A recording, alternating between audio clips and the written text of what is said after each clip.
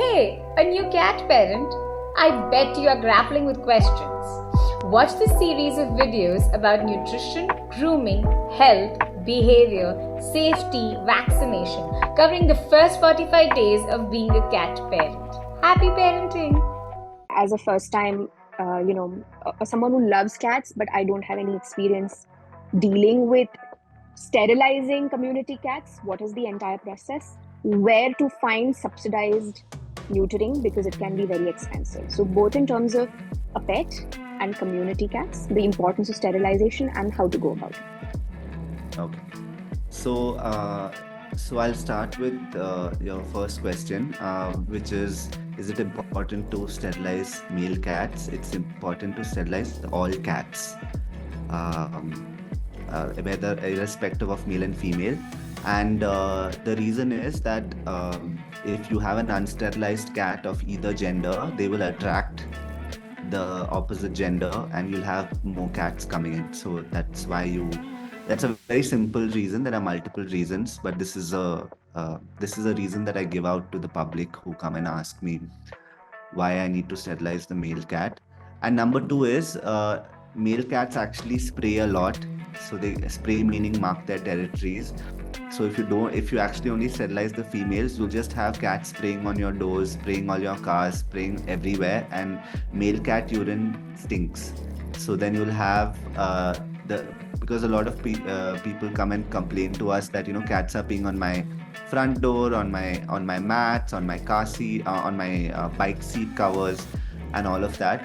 And it's very important to get all of these cats sterilized, because this is one of the issues that it will control. It won't cut it completely, but it will control. And coming back to how to catch all of these elusive cats, there are multiple ways that you can do it.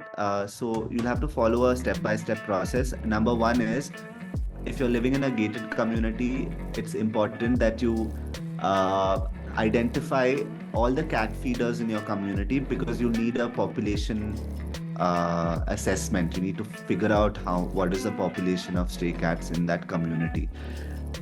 By doing that, you will be able to assess what would be your budget for sterilization. I'm just assuming that the budget is an X amount that a vet is charging. I'm not even using an NGO, because I don't want to say that there are NGOs in every city that people attending on this call are. So let's just go to basics. Number two, the next step is to segregate the friendly cats and the feral cats. So friendly cats can be the cats that actually approach you for food and you can pet them. And the feeders will be able to assess whether the cats are friendly or feral. And then you work with all of these people in your community. And then based on this assessment, you take cages or carriers and you try to feed the cats in these carriers for maybe 2-3 days, and they get used to going into these carriers. And you don't shut it, you just put the food inside and they go inside. And then you shut it on the day before you plan, or a couple of days before you plan to get them neutered. So this is for the friendly cats. The feral cats will only you can only trap them through trap cages, which actually we have in Cuba. We've actually got a lot of trap cages which we give out to community members. Or you can make your own trap cage. You get those blue cages. I wish I could show it to you, but I'm just saying you get those blue cages with the doors. So what you can do is you can actually put the food inside, stay far away, tie a string to the door and pull the door shut as soon as the cat goes in. So this is one way of, trapping a cat if you do not have access to a trap cage. And then the next step would be to identify a non-profit organization. In Bangalore, it's Cuba. In Bombay, there are many non-profits, Feline Foundation and so many other non-profits doing cat sterilizations. And in other cities, there are either veterinary clinics or non-profit organizations for animals doing sterilizations. But you'll have to find either, and you'll have to approach your veterinary clinic that would be willing to neuter these cats and negotiate a rate at which they would be willing to neuter multiple cats in a row. Actually, that's how I started this sterilization program.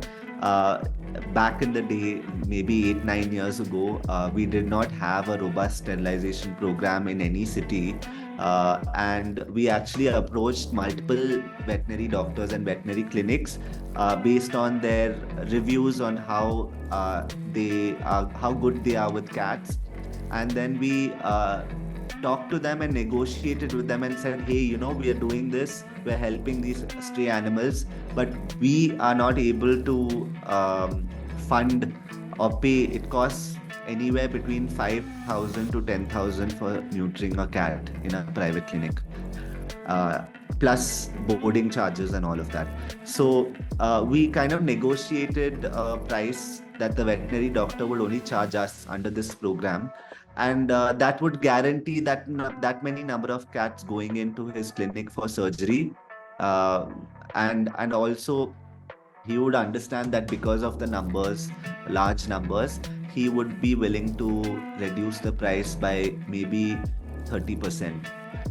So we were able to do that, and then you crowdfund that amount, and then you get the job done. So at the end of the day, your objective is to get at least 70% of the population neutered.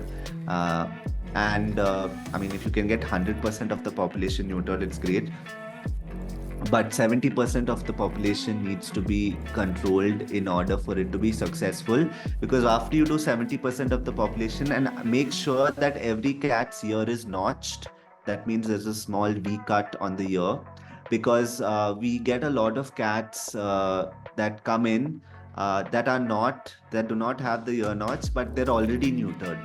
And we follow a very robust process when we actually catch these cats, where they undergo minimum stress, so we don't actually handle them physically. So what we do is we directly get them into a physical examination after they are sedated, and then they go onto the table for surgery. So what happens is that we've seen so many cats, especially female cats. Male cats, we would get to know whether it's neutered or not. But female cats, we've seen neutered female cats come back because there was no ear notched. And this would have been done by some good Samaritan who would have had good intentions. But then, this cat, the person must have moved out, and then the cat must have continued living in that community.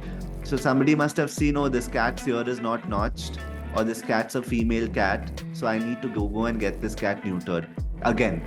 So then the cat goes in onto the table, and then the vet tries to look for what the organ, and then they're not able to find it. So it becomes a very stressful process. So it's very important to notch your community cat's ears while they're neutered, and you can request your private veterinarian in case you're not doing it, or if you're even doing it with an NGO who hasn't done a large community cat sterilizations, you can request them to get this done. So this is very important. So yeah, so this is a process. I have a PPT, so if anybody is interested to know this process, because it's a lot of information, I can send you that PPT, and you can go through that PPT and then follow that process. It has a robust process set there, and a lot of people in Bangalore do this community cat sterilizations through that PPT, and we are doing close to 150 to 200 cats every month because of this community driven program. So so that's my answer. That's actually, I mean, I had the same thought that, oh my god, how would cats come out? Because I think dogs, you could just lure them with the treats is what you think, but they are kind of more difficult, I agree. Yes.